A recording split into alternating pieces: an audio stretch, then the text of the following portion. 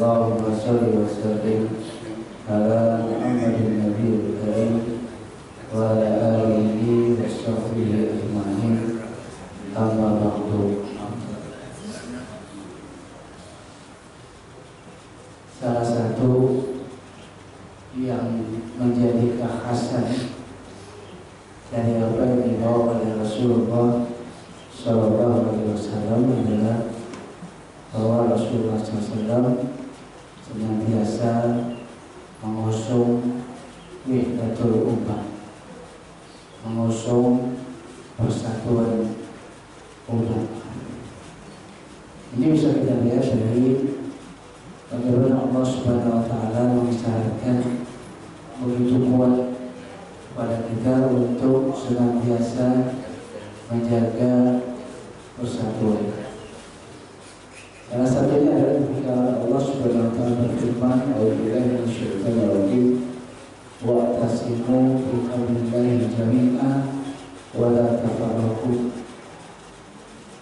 Kata Allah Subhanahu Wa Taala, "Maka hendaklah kamu berpegang teguh kepada agama Allah secara bersama-sama, secara berjamaah." Sadar kalau berjamaah ini memang pasti ada perbedaan, namanya bersama-sama. Karena ayat ini kemudian melanjutkan wala tafarraqu. Tapi perbedaan tidak harus menyebabkan kemudian kita menjadi pecah. Karena Allah mengatakan wala tafarraqu, jangan kamu berpecah belah.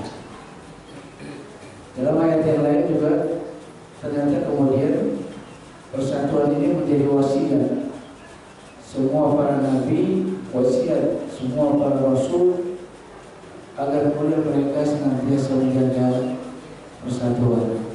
Ini menjadi wasiat Allah kepada semua para rasul. An aqimuddin wa la tatafarraqu fi. Maka tegakkanlah agama ini dan jangan kamu berpecah belah di dalamnya. Karena Rasulullah SAW terus mengatakan al-muslim umul muslim. Muslim itu saudara bagi muslim yang lain. Innamal mu'minuna ikhwatun. Sesungguhnya orang beriman itu bersaudara. Karena ulama-ulama kemudian sepakat bahwa persatuan itu adalah wajib. Wajib menjaga persatuan. Sementara perpecahan adalah sesuatu yang tidak lazim. Perpecahan adalah sesuatu yang tidak lazim di umat ini. Bahkan di dalam ayat Allah Subhanahu Wa Taala, perpecahan ini termasuk bagian yang dimurkai oleh Allah Subhanahu Wa Taala. Karena Allah berfirman, "Wala takunu kalladzina tafarraqu wakhtalafu min ba'di ma ja'ahumul bayyinat." Ulaika lahum adzabun alim. Jangan kamu seperti orang yang berpecah belah setelah datang penjelasan kepada kamu. Apa bagi mereka? Bagi mereka azab yang pedih. Jadi persatuan wajib, perpecahan itu murka Allah Subhanahu Wa Taala. Persatuan wajib, perpecahan itu dilaknat oleh Allah Subhanahu Wa Taala. Karena di dalam hadis-hadis Rasulullah SAW juga mengisyaratkan bahwa perpecahan itu bukan sesuatu yang lazim di dalam Islam. Mungkin Bapak Ibu pernah mendengar hadis yang mengisyaratkan bahwa umat Yahudi akan terpecah menjadi 71. Umat Nasrani akan terpecah menjadi 72, dan umat Islam akan terpecah menjadi 73. Dilanjutkan lagi, dari 73 itu yang satu yang selamat, yang lainnya masuk neraka. Ini hadis sangat populer. Mungkin jamaah yang ada di sini mungkin nggak ada yang nggak pernah dengar hadis ini. Dari kecil kita selalu mendengar hadis ini bahwa umat ini akan hadis ini.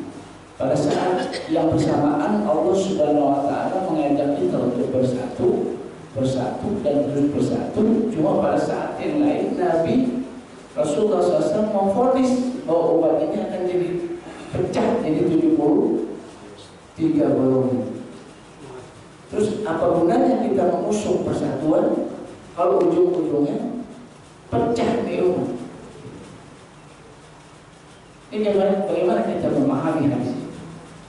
Maka sesuai dengan pernyataan kita bahwa perpecahan itu bukan kelaziman dalam umat ini, maka tidak ada ruang perpecahan bagi umat. Lalu bagaimana kita memahami hadis ini?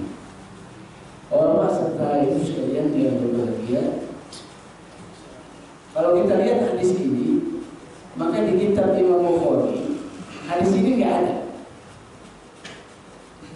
Imam Bukhari tidak meriwayatkan hadis ini dalam kitab Sahih Imam Bukhari. Kalau kita buka, nggak ada hadis ini. Atau kita turunin sedikit derajatnya, Imam Sahih Muslim. Ternyata Imam Muslim dalam kitab Imam Muslim juga tidak meriwayatkan hadis ini. Nggak ada hadis ini dalam kitab Sahih Muslim. Terus adanya di mana hadis ini? Salah satunya ada di kitab Imam Tirmizi.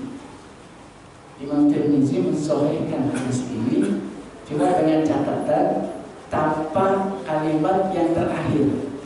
Kalimat terakhir nggak ada dalam riwayat yang disampaikan oleh Imam Tirmizi.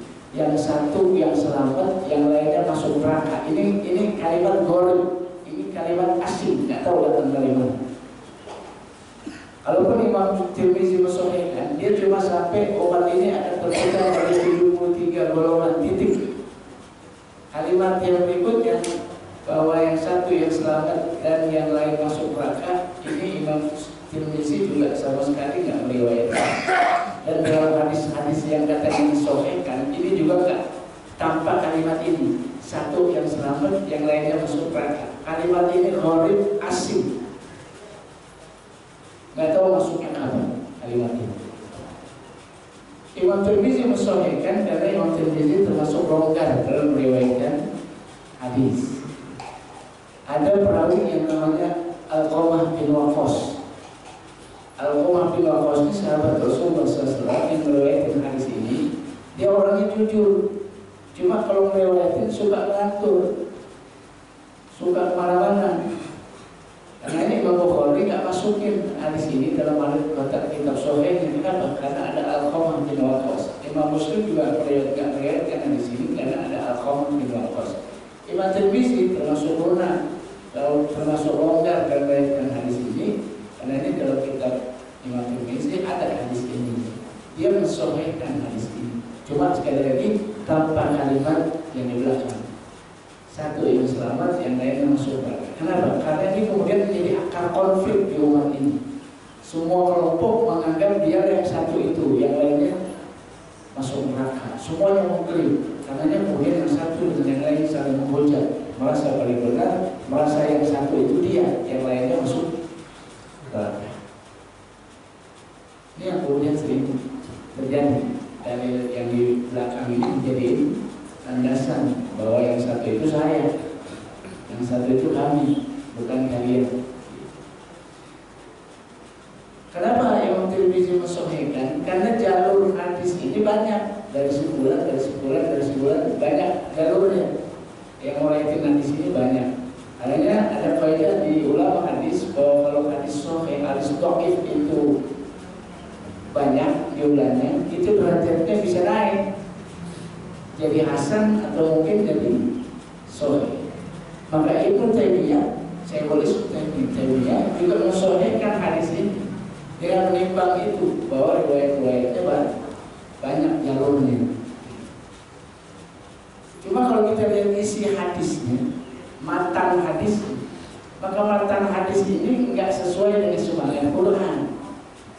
Quran mengajukan, Quran senantiasa menyebut persatuan, tapi pada saat yang bersamaan Rasulullah sudah mengklaim bahwa umat ini akan pecah.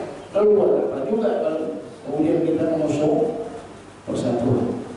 Karena kalaupun ini mau diterima hadis ini sebagai hadis sahih, Maka terpecahnya umat jadi 73 golongan ini bukan vonis. Bukan vonis. Artinya vonis itu bahwa umat ini akan menjadi 73, nggak bakal bersatu. Itu vonis namanya. Bukan. Tapi ini isyarat Rasulullah SAW kalau umat ini akan terpecah jadi 73. Udah terpecah belum? Udah terpecah belum? Bisa udah, bisa belum? Bisa belum? Tapi bukan berarti boleh umat ini jadi 73 terus titik. Akhirnya untuk apa kita mengusung persatuan? Seperti sinyalemen Rasulullah SAW mengatakan bahwa umat ini akan dikeroyok, akan diserang oleh musuh-musuhnya dari segala penjuru, seperti makanan yang diperebutkan oleh orang yang lapar. Ini udah terjadi belum? Bisa jadi udah, bisa jadi belum. Tapi nggak vonis bahwa umat ini akan hancur, akan diserang oleh musuh-musuhnya. Terus buat apa juga kita berjuang? Ini namanya vonis. Sehingga kalau mau diterima hadis ini, maka hadis ini jangan divonis bahwa umat ini akan jadi pecah, jadi 73. Tapi sebagai sebuah proses bahwa umat ini pecah jadi 73. Bisa sudah terjadi, bisa belum terjadi. Sehingga musuh persatuan tetap menjadi sebuah kewajiban. Perpecahan bukan sesuatu yang lazim di dalam umat ini. Atau mungkin Bapak Ibu ada yang juga pernah dengar, ya Ustaz, itu ada Rasulullah dalam satu riwayat pernah turun dari mimbar dan Nabi minta tiga permintaan kepada Allah. Yang dua dikabulin, yang satu nggak dikabulin.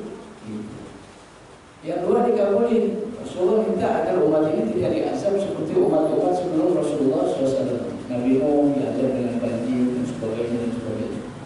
Dia itu, yang kedua juga dia. Cuma yang ketiga Rasulullah minta umat ini bersatu. Allah nggak mengiyakan. Allah nggak mengiyakan.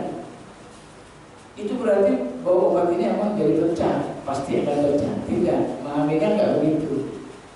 Ulama hadis itu memahami bahwa permintaan Rasulullah SAW yang satu dan yang kedua itu diberikan oleh Allah cash.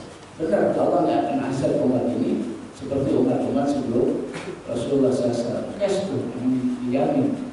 Tapi untuk yang satu, yang disyaratkan oleh Rasulullah bahwa umat Islam tidak bersatu tapi Allah nggak mengiyakan, ini memberikan pengertian bahwa bersatunya umat ini bukan gratis, tapi harus diperjuangkan dengan sungguh-sungguh, baru Allah Subhanahu wa Ta'ala akan penuhi. Jadi yang kedua emang cash gratis, dengan Allah. Yang satu harus dengan kesungguhan, baru persatuan itu bisa dibangun.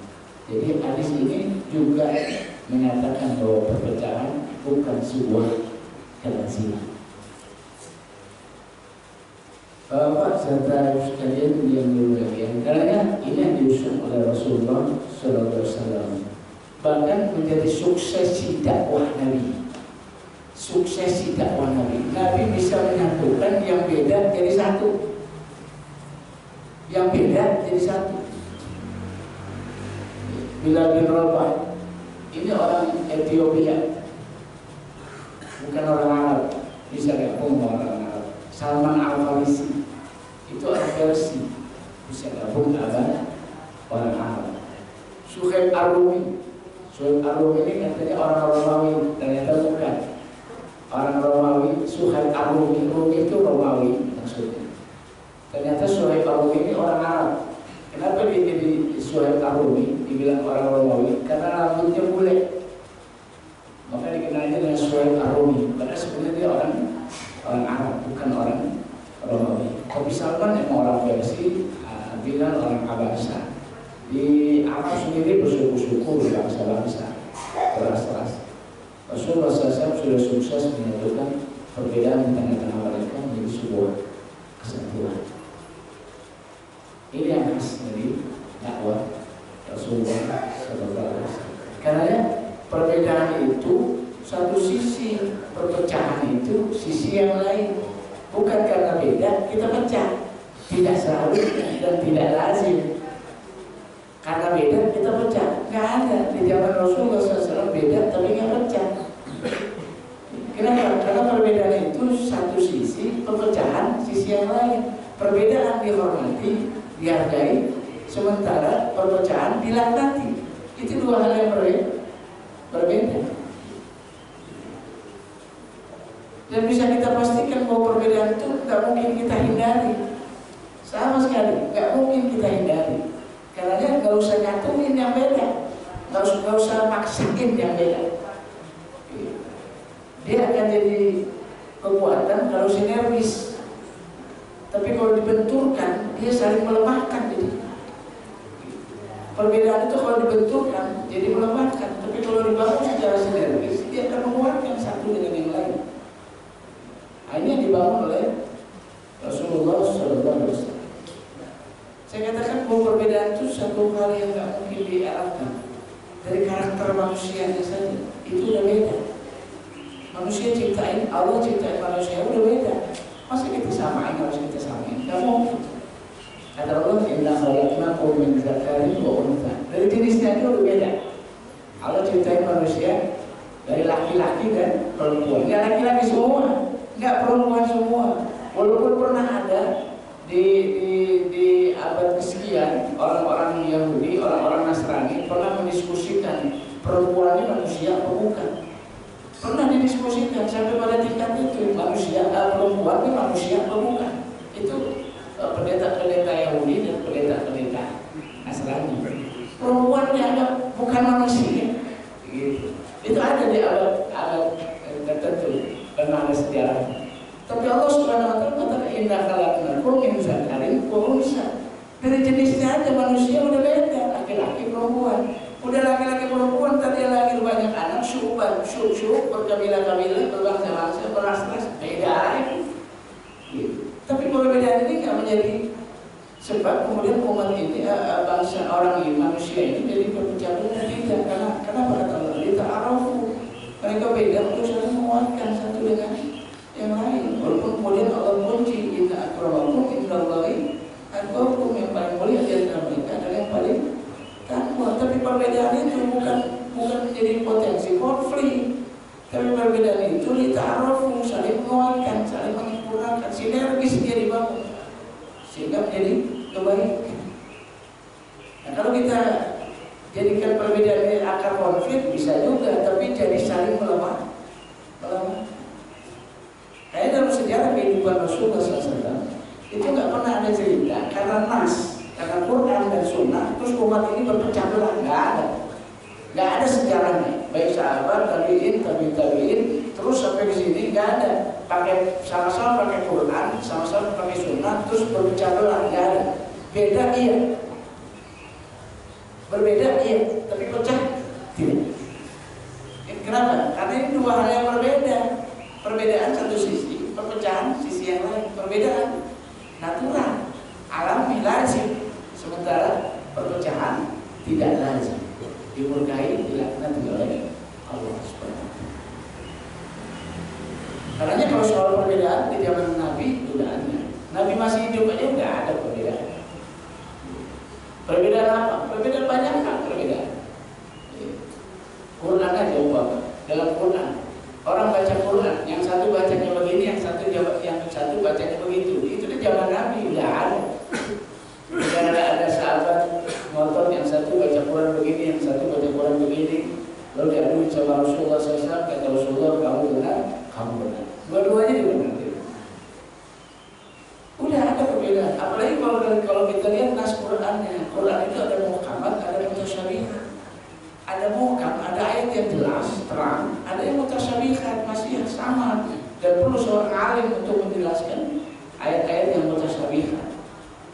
Lalu kenapa Allah nggak bikin ayat muhkamat tadi semuanya muhkam selesai? Enggak juga. Kenapa perlu ada mutasyabihat? Untuk jadi ujian. Untuk jadi ujian. Kenapa orang yang sesat, orang yang sakit dalam hatinya itu suka main di ayat-ayat yang mutasyabihat? Untuk apa? Untuk menyesatkan manusia. Makanya ayat mutasyabihat sedikit, ayat muhkam yang banyak. Itu artinya apa? Ada interpretasi. Akan sangat mungkin ada perbedaan itu di Quran. Karena ya Allah, Rasul itu benci banget kalau ada orang sama-sama pakai Quran cuma ribut. Kata Allah Subhanahu wa taala dalam satu ayatnya,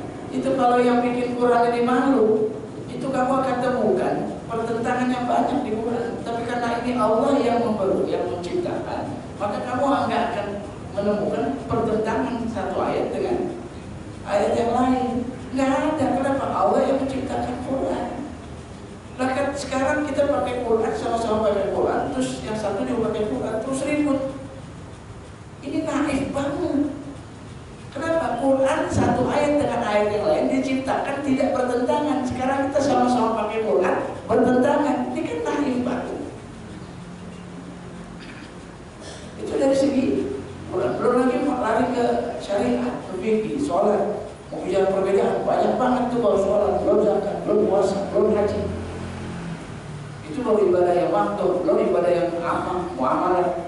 Soal masalah berjuang di parlemen atau tidak, pakai partai politik atau tidak dan sebagainya, perbedaan juga.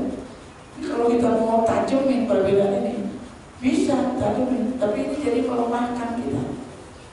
Padahal perbedaan itu satu hal yang lazim dan nggak akan merusak umat ini. Sholat tadi. Sholat, kalau kita mau runtuh, itu orang baca bismillahnya, imam ada yang jahar, ada yang sir. Itu baru sholat. Belum lagi begitu, namun harus sujud. Ada yang begini, ada yang begini. Ada yang tidak, sami Allah liman hamidah, ada yang langsung begini, ada yang begini. Ada yang tahiyat, goyang-goyang, ada yang goyang-goyang. Sholat kalau kita mau rutin, perbedaannya banyak. Ntar puasa, ntar haji. Kalau ini harus disamain, rasanya enggak lazim. Apa itu harus disamain? Enggak juga. Di Suni pernah ada kasus. Di Suni itu ada 4 mazhab. 4 mazhab ini pengikut-pengikutnya mau sholat sama imam yang semazhabnya. Jadi kalau imamnya Imam Syafi'i, makmumnya Imam Syafi'i, Imam Hambali, makmumnya Imam Hambali. Ada 4 mazhab. Akhirnya sholat 4 kali, zuhurnya 4 kali. Yang Imam Syafi'i selesai mundur, Imam Hambali selesai mundur, Imam Hanafi selesai mundur, Imam Maliki selesai mundur. Kalau zuhur masih mungkin karena waktunya panjang ke asar. Yang masalah kemudian dari maghrib ke isya ada satu mazhab yang nggak kebagian waktu maghrib karena panjang kelamaan. Akhirnya apa diskusi? Oh, kalau itu diputusin. Kalau Imam Syafi'i sholat, ya udah yang Hambali, yang Maliki, yang Hanafi ikut makmum, walaupun imamnya Syafi'i. Kacau balau nggak sholat? Kacau balau. Imamnya Imam mazhab Syafi'i, makmumnya Imam Hambali, Hanafi dan Maliki. Sholatnya kacau balau. Gaduh. Berantakan. Kagak ternyata. Benar. Begitu Pak imamnya Imam Syafi'i takbir, ini mazhabnya Imam Syafi'i takbir, yang Hambali takbir juga. Yang Syafi'i yang Maliki takbir juga takbir. Begitu imamnya sujud, yang lain juga ikut sujud. Padahal mazhabnya berbeda. Sampai salam, tertib tuh salam. Itu artinya apa? Perbedaan yang ada itu mestinya nggak jadi sebab kita berpecah belah karena perbedaannya ternyata perbedaan karena nggak usah dipertajam, karena kalau dipertajam dia jadi melemahkan. Tapi kalau dia dibangun sinergis dia akan menguat.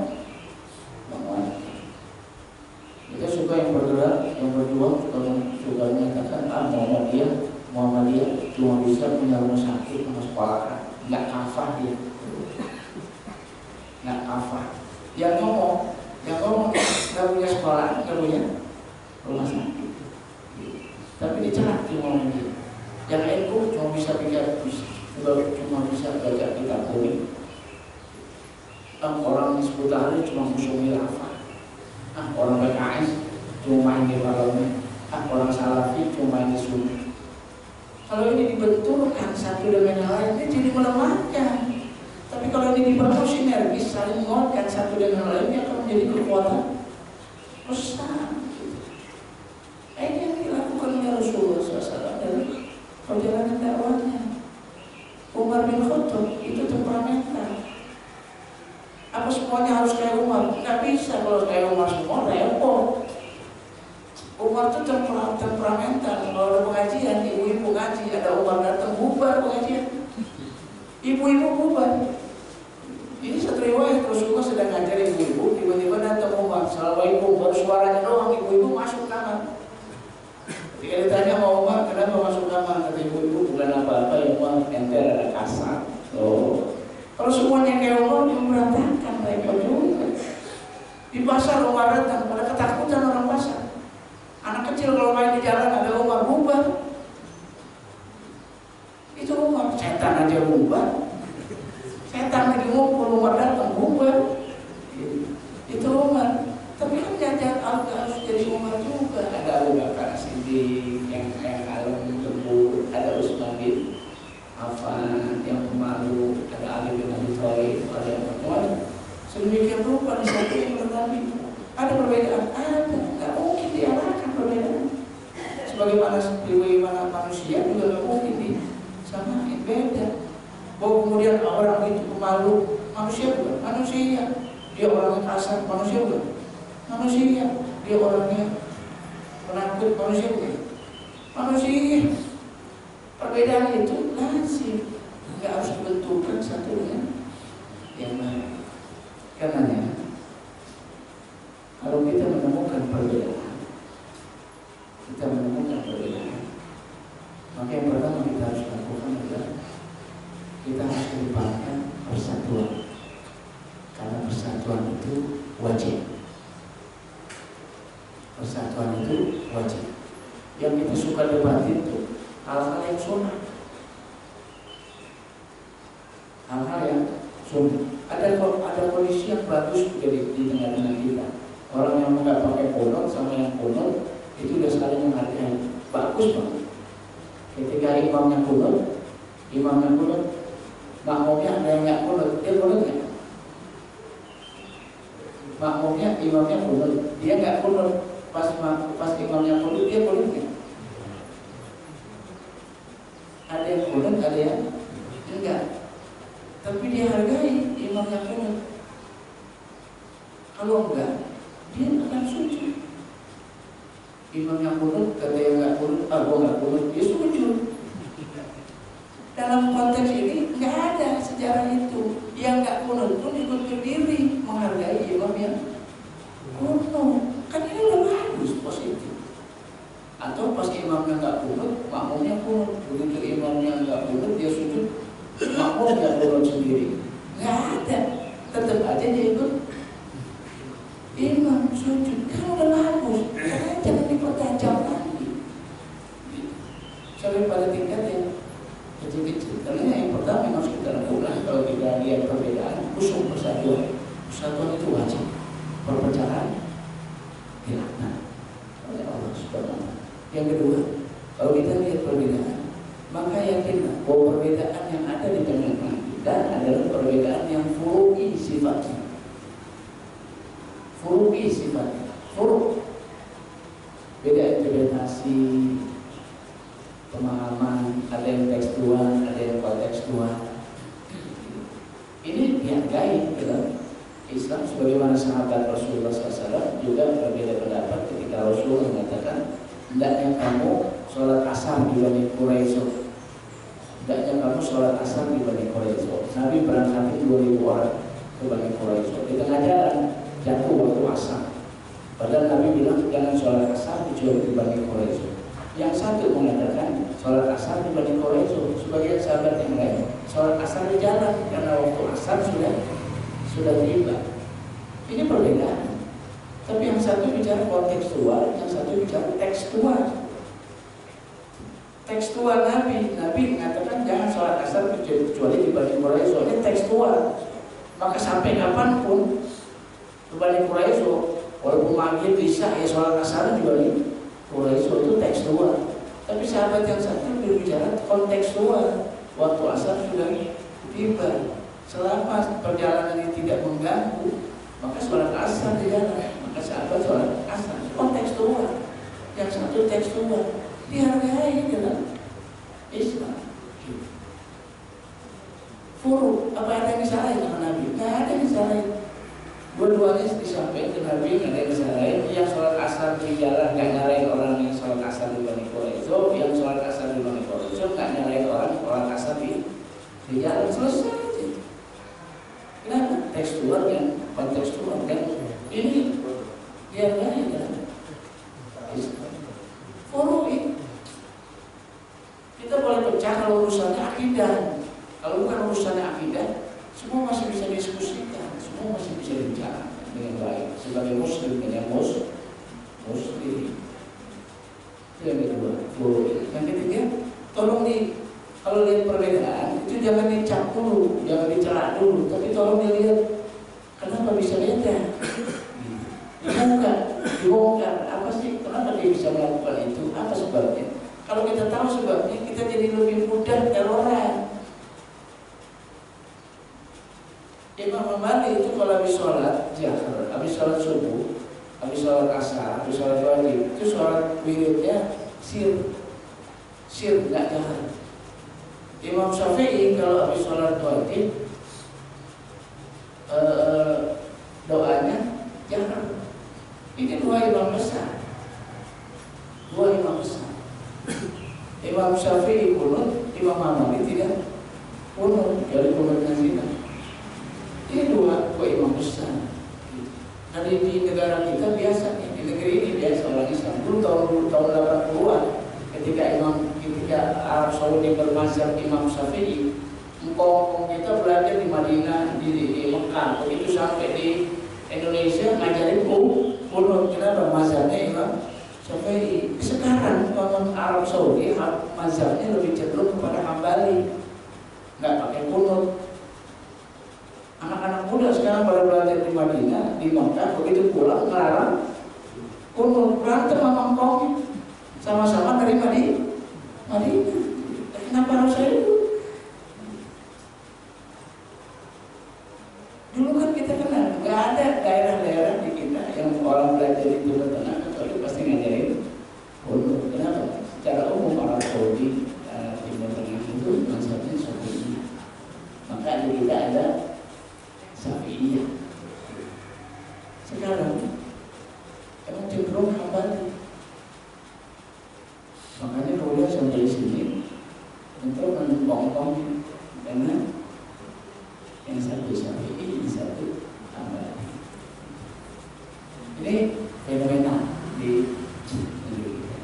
Karena nggak harus didebatkan. Kalau kita lihat sebabnya, kenapa Imam Syafi'i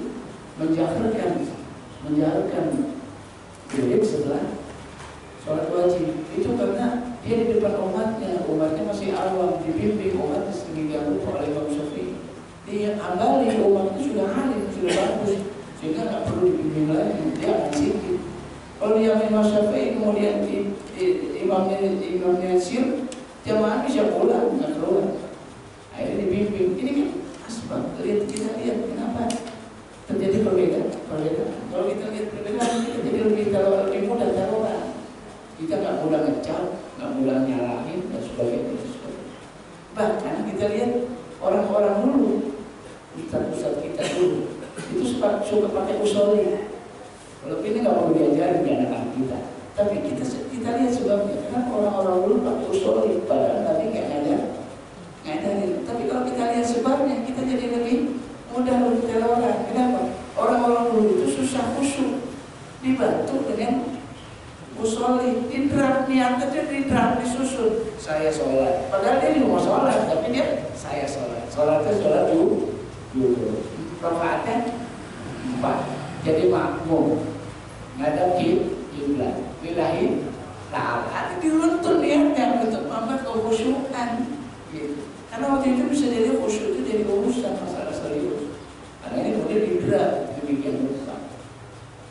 Di tempat saya dulu waktu saya kecil ngaji di Langgar, itu imam kita udah tua.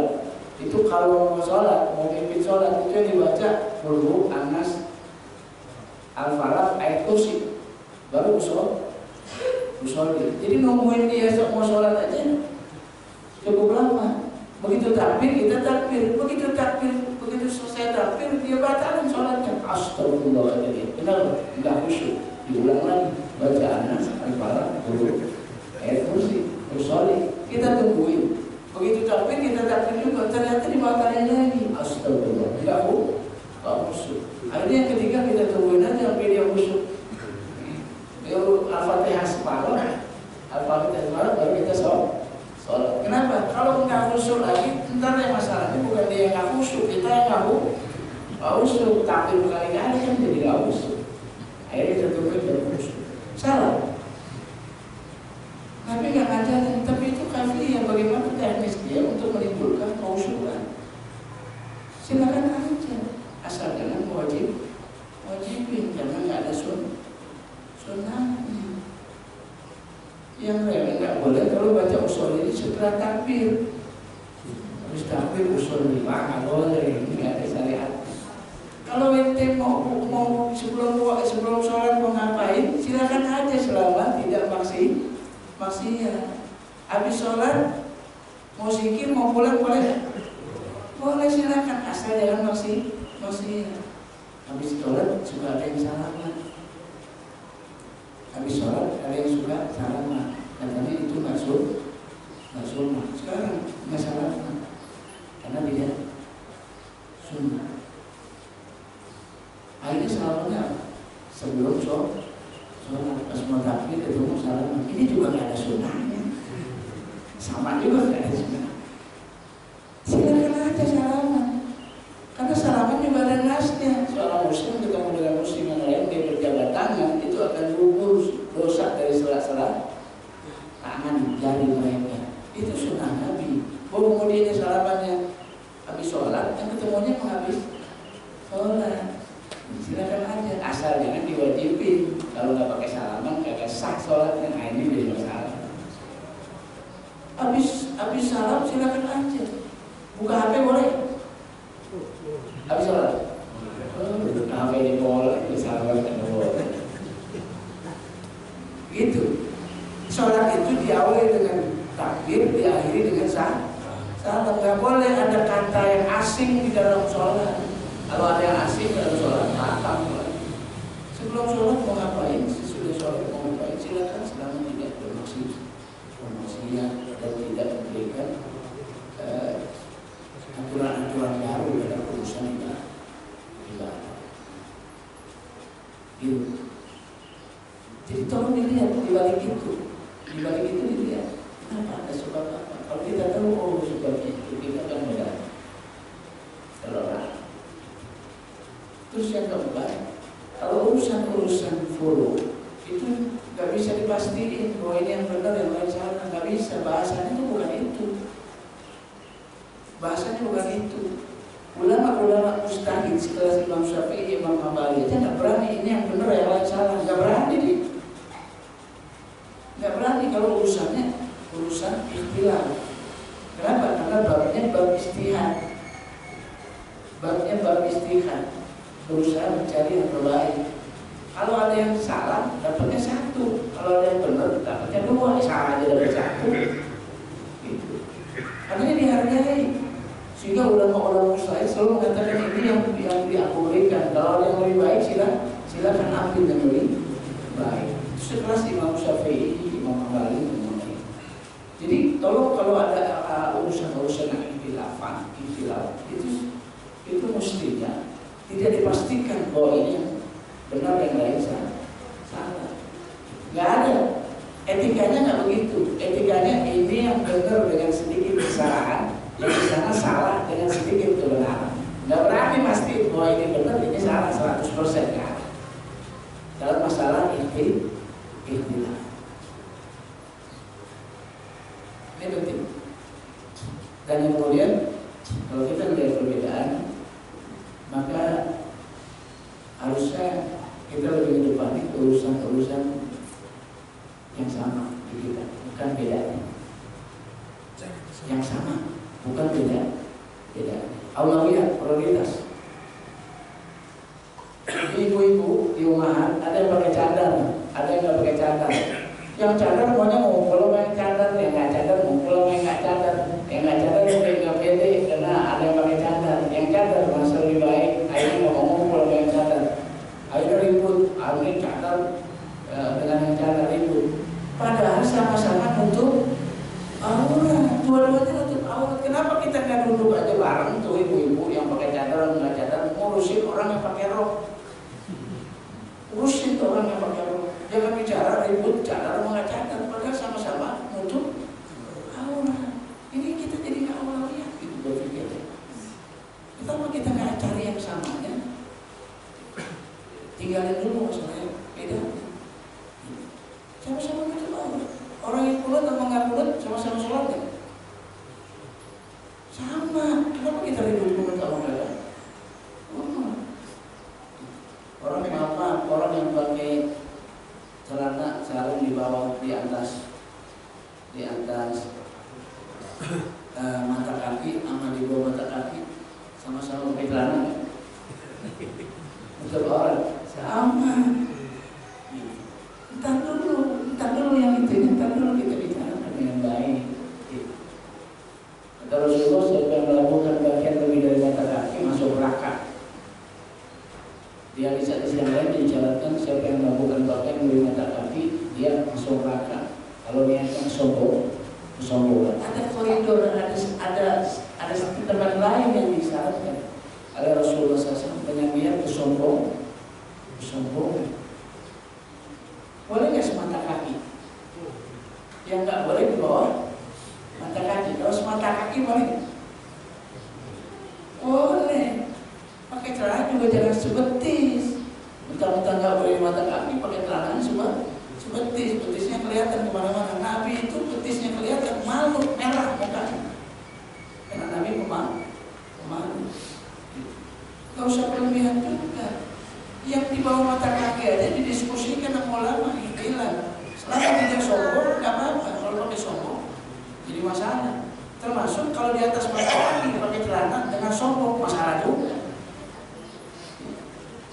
Ini di ulama perdebatan nggak putus.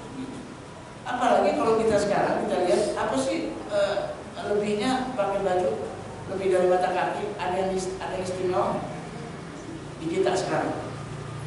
Ada istimewa nggak bahwa itu adalah kelebihan, itu sebuah keutamaan? Mungkin nggak ada di kita. Bisa jadi di zaman Nabi, zurufnya, situasi, kondisinya waktu itu pakaian lebih itu sebuah prestis, sebuah gengsi, sebuah kemuliaan. Makanya para raja-raja di Eropa itu kalau pakai baju kenegaraan itu dia punya lebihan bahan sampai yang share sekian meter ke belakang. Kenapa? Apa sih yang lebih dari itu? Itu prestis. Di zaman itu bisa jadi itu prestis, gengsi. Sehingga Nabi mengatakan siapa yang melakukan pakaian itu prestis, gengsi, sombong, itu masuk neraka. Kalau sekarang kita lihat, kalau kita melakukan pakaian, apa bagus? Istimewanya apa? Kayaknya nggak istimewa. Oh itu tuh orang kaya tuh ya, celananya panjangan itu orang kaya. Kaya hari ini kita nggak. Atau orang yang celananya panjang di mata kaki itu orang alim, dia ustaz ya. Enggak juga. Apa? Nggak ada. Zuruf di kita beda dengan zuruf kami. Kalau kita lihat dari segi zuruf, kayak orang Madura, orang Madura. Ada kebiasaan orang Madura dulu, sekarang juga enggak. Dulu untuk menunjukkan eksistensi kekayaannya, dia pasang gigi emas. Giginya emas. Satu gigi emas, wah itu prestisius kekayaan. Sampai giginya emas semua. Maka dia senyum terus di mana-mana. Kenapa? Itu prestis, itu gengsi. Hari ini enggak juga, ternyata enggak juga. Sekarang mainnya cincin batu akik penuh. Sehingga kalau ceramah juga kalau begitu, ceramah begitu. Batu semua. Enggak, itu kan suruh situasi waktu itu. Makanya ulama-ulama mengatakan tekanannya pada kesombongan, bukan zohirnya. Tapi kalau ada yang memahami zohirnya, silakan aja, jangan maksain orang yang memahami konteks. Nah, ini kan ikhtilaf. Ini ikhtilaf. Makanya mari kita usung yang lebih besar dari sekedar itu. Ada permusuhan orang-orang Yahudi, ada orang-orang Nasrani, saudara-saudara kita di Bangka, di Palestina, di Syria, ada urusan yang lebih serius. Sehingga seorang Umar bin Khattab pernah marah ketika ada orang bicara tentang hukum darah nyamuk, bunuh nyamuk, hukumnya apa? pada saat yang bersamaan itu orang yang ngomong itu di daerahnya bunuh banyak sahabat, nggak dibicarain, malah ngomongin darahnya. Ini kan nggak pas banget gitu. Sahabat banyak dibunuh nggak didiskusikan, darahnya mau dibunuh diomongin. Jadi kita nggak prioritas kadang-kadang. Kalau kita yang angkat masalah-masalah yang lebih besar, ada yang lebih besar yang harusnya kita bicara. Dan terakhir, ikhlas. Ikhlas kalau melihat perbedaan kita jalan syariat ini ikhlas. Jangan mencela, jangan menghujat. Bagaimanapun dia muslim dan muslim saudara. Sehingga kalau ada perbedaan, duduk bareng, diskusi dengan baik. Bukan sebagai orang muslim dengan kafir, tapi sebagai orang muslim dengan muslim, mencintai, penuh penghargaan, menghormati satu dengan yang lain. Kalau ini kita bangun, saya pikir perbedaan yang ada di mana kita nggak pernah akan berujung jadi pecah. Kapan jadi pecah? Dicatatkan sendiri. Kapan jadi pecah? Yang pertama, ketika kita sudah melibatkan hawa nafsu di dalam, egois, fanatis, mau menang sendiri, mau merasa bersih sendiri. Ini penyakit. Fanatisme, kelompok merasa paling baik, yang lainnya lebih baik. Sehingga sampai terakhir saya mendapatkan dua kasus paling tidak. Ada khutbah Jumat, imamnya bukan ustadznya, itu anak muda baca Quran, jakar baca Quran, imam lagi khutbah, itu anak muda baca Quran jakar, keras. Kelihatannya dia bukan ustadz, tak perlu didengar. Ini luar biasa kalau ini terjadi, dan itu saya saksikan sendiri. Sampai itu nyari-nyari siapa yang baca Quran, ternyata di belakang saya anak muda banyak Quran. Ya kan, imam lagi khatib itu khutbah, semata-mata karena itu bukan ustadznya. Di kita kan bukan pemimpinnya yang ribut, kadang-kadang di pengikutnya karena fanatisme. Orang-orang Hizbut Tahrir suka marah kalau Taqiyuddin dikritik ulamanya, pemimpinnya Syekh Taqiyuddin. Syekh Taqiyuddin dikritik sama orang, mungkin bisa salah, bisa manusia nggak maksud, sahabat aja nggak maksud bagi Syekh Taqiyuddin. Tapi Syekh Taqiyuddin siap terima, yang suka nggak terima, yang suka marah-marah pengikutnya Syekh Taqiyuddin yang jadi dirimu. Kalau Al-Banna, Syekh Hasan Al-Banna dikritik, Al-Banna bisa terima, yang suka nggak terima pengikutnya. Kalau Syekh Al-Bani bin Bas dikritik, Syekh Al-Baninya bin Bas terima, yang nggak suka nggak terima teman-teman Salafi pengikutnya. Fanatisme. Kalau ini ada, emang jadi pecah. Emang jadi pecah. Pertama bisa pecah kalau melibatkan hawa nafsu. Tuh, kalau pakai hawa nafsu sama-sama Quran pasti pecah. Yang kedua, sadar nggak sadar kita ngikutin konspirasi musuh-musuh Islam yang memang menghendaki kita nggak bersatu gitu. Kemungkinan pecah itu cuma dua. Kita yang nggak bagus akhlaknya, ya egois, fanatisme, merasa paling benar dan sebagainya. Atau yang kedua, kita masuk dalam konspirasi musuh-musuh Islam yang memang menghendaki umat ini tidak bersatu. Seperti zaman Rasulullah SAW, Aus sama Khazraj ini bersatu karena bangunan Islam. Orang Yahudi yang paling kesel, sehingga Syekh bin Qais, seorang tokoh Yahudi, kesel melihat bersatunya Aus dan Khazraj. Dia nyuruh anak muda Yahudi untuk masuk ke kelompok rombongan orang Aus dan Khazraj. Untuk apa? Melakukan provokasi, membangkitkan kembali kalam, membangkitkan lagu-lagu lama, dibangkitin lagi, sehingga orang Aus merasa bangga dengan Ausnya, Khazraj dengan Khazraj, bangga dengan Khazrajnya, sampai mereka ingin berperang kembali. Sampai turun ayat Allah, ya ayyuhallazina amanu in tuti'u fariqan minal ladzina utul kitab yaruddukum ba'da imanikum kafirin. Orang-orang beriman, jika kamu mengikuti sebagian dari orang-orang yang diberi Alkitab, maka mereka akan berusaha untuk memurtadkan kamu dari agama. Jadi pilihannya cuma dua. Kalau kita pakai Quran, pakai sunnah, tapi pecah juga, karena sejarahnya memang nggak pernah pecah. Tapi kalau pecah juga cuma dua pilihan, kita sudah melibatkan hawa nafsu di dalamnya, egois, fanatis dan sebagainya. Atau yang kedua, kita sadar nggak sadar sudah mengikuti konspirasi musuh-musuh Islam yang mereka menghendaki kalau kaum muslimin berpecah belah. Ini catatan terakhir. Karena mari jadikan perbedaan itu sinergis, saling menguatkan satu dengan yang lain. Tidak usah dibenturkan, karena kalau dibenturkan jadi saling melemahkan. Ini aja kali subuhnya siang, jadi berakhirnya siang juga sahabat, tapi mudah-mudahan tidak apa-apa. Ini kita mudah-mudahan dengan kita di masjid ini biasa dan dalam wujud Allah Subhanahu wa Ta'ala. Ini yang bisa saya sampaikan kepada masyarakat berbagi. Alhamdulillah, saya kembali mendaki pada Ustaz Iwan telah menyampaikan pelajarannya pada pagi hari ini. Banyak hal yang kita dapatkan, tentunya semuanya untuk meningkatkan keimanan dan ketakwaan kita kepada Allah SWT.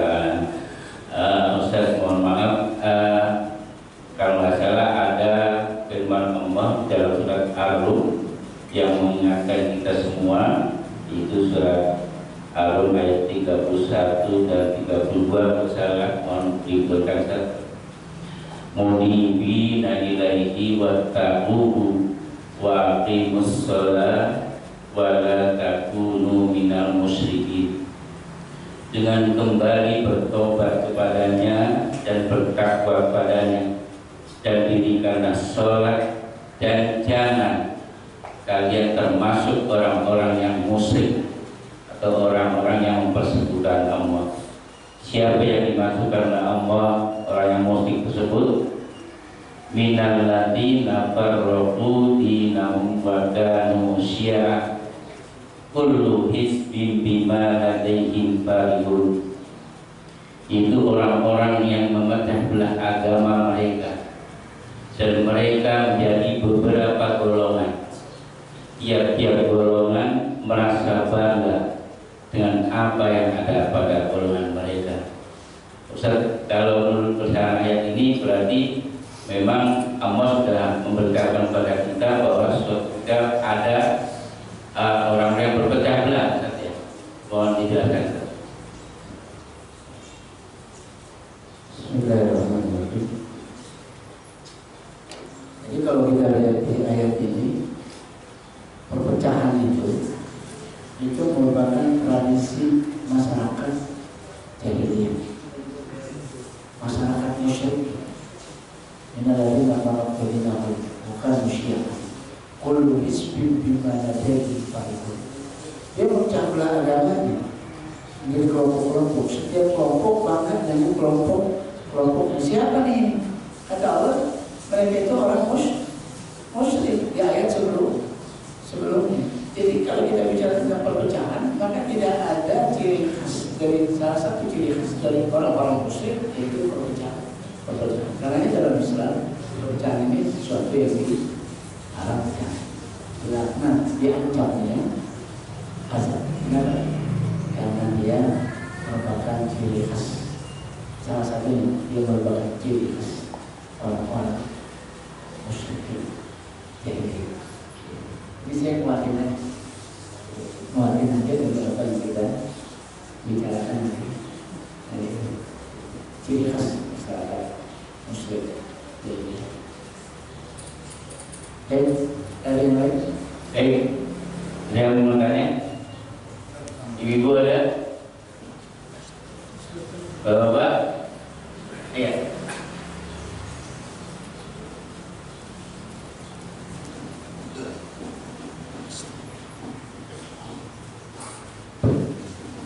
Assalamualaikum warahmatullahi wabarakatuh. Ustaz, saya sebetulnya bagaimana yang nambah sedikit. Dulu waktu saya masih SMA lah, saya kurang lebih 17 tahun. Saya sempat main ke Kerawang, Ustaz. Masih Kerawang dulu ya, Kerawang kampung lah. itu antara Muhammadiyah sama NU tajam betul kan?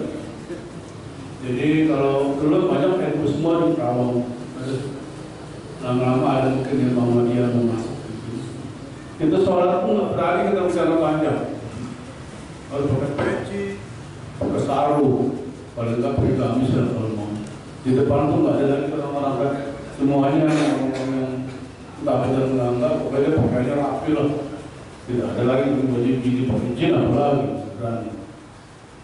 Kalau ada itu ditimpuk satu orang-orang NU dulu sama dia.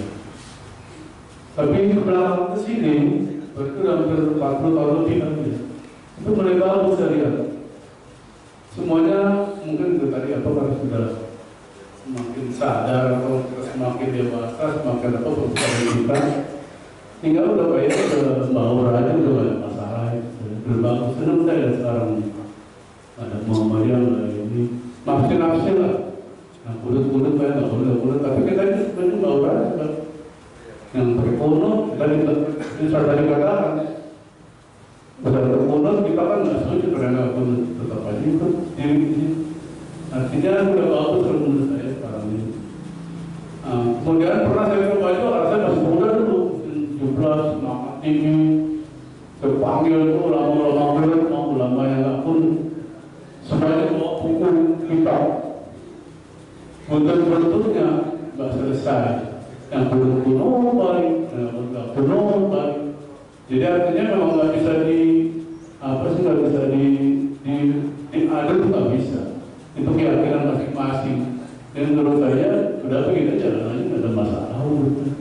Makin bagus kesini mudah-mudahan kita sebagai keluarga persatuan. Itu aja saya mengucapkan terima kasih. Wassalamualaikum warahmatullahi wabarakatuh.